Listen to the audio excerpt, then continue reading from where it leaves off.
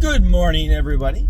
Welcome to the Gaming Nomad. I'm Carl, and President's Day weekend, the joys of working retail, I'm off to work. But it pays the bills. It helps me build my pile of shame. Anywho, what's going on with me right now? Right now, I am currently speed painting, trying some new techniques. My Zombicide Undead or Alive, and I'm going for this dirty sepia kind of a look for mass painting all the zombies, but I'll spend TLC and individual time on the characters. So far, I'm really impressed. It's kind of a version of Slap Chop.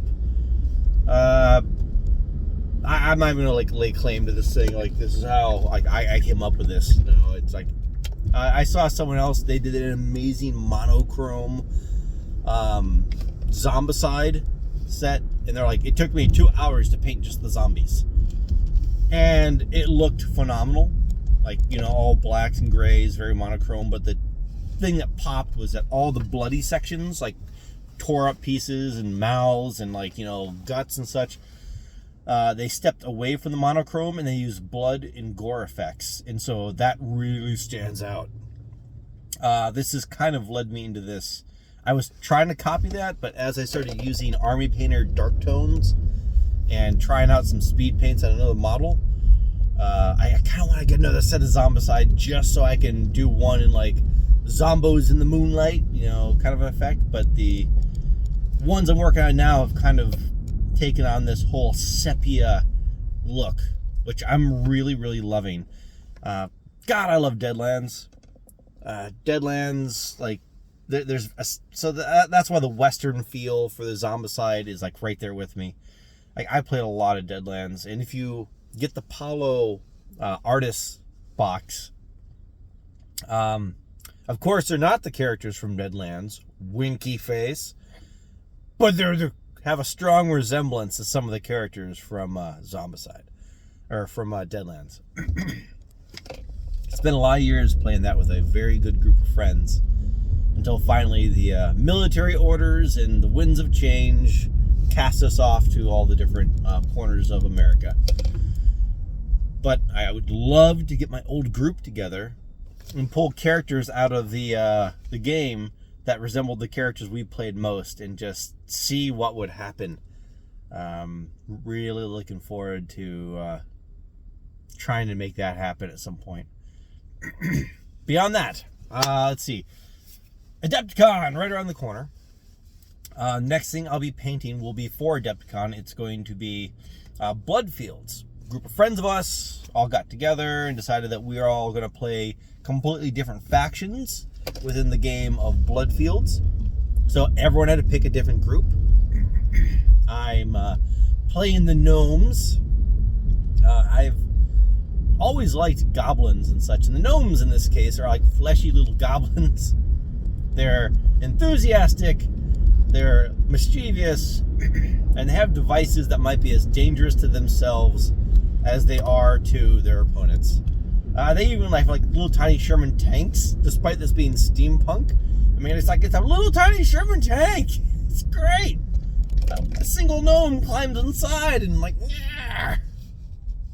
And they also have this giant model that's a single gnome in this oversized fucking mecha suit with a big shield and an axe that has like a power generator to it.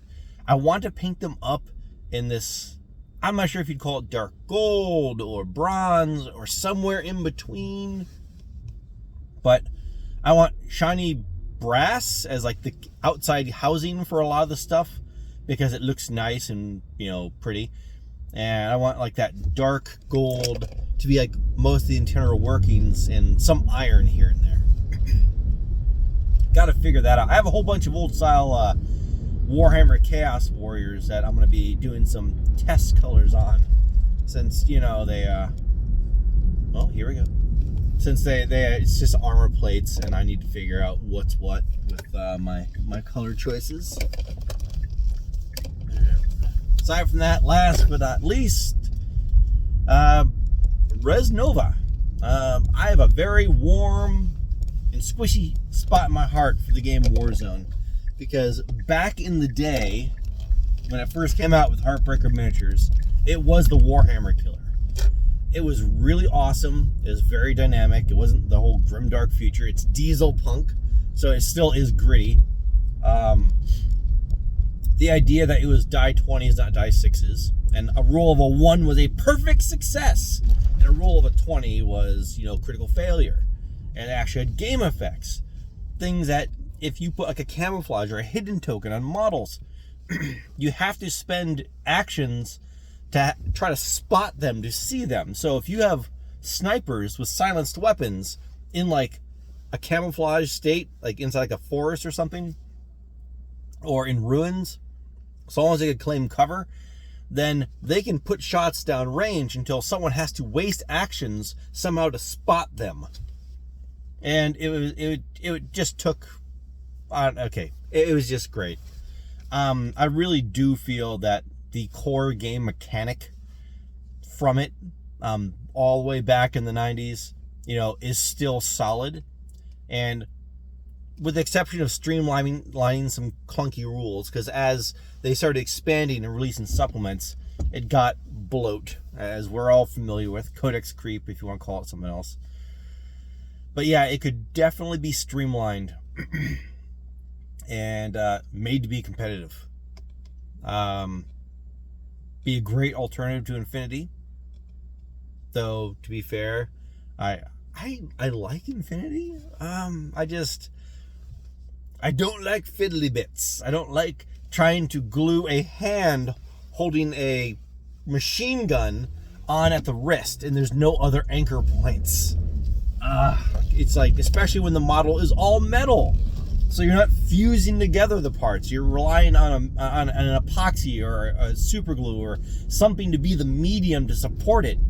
And like, especially super glue, it gets brittle as it gets older. So it's like, fuck, you're killing me, Smalls. No, I love Infinity. I love putting like models together and such, but some of them are just like, if I'm going to transport this somewhere, I want to stay together. But anyway, that's a side tangent. Hence why I'm nomadic with my thoughts. Thank you, ADHD. But yes, coming back to Warzone, really feel that at its core, the dice mechanic and such for Warzone is solid and usable. And if I ever got, like, if I won the lottery and got $10 million,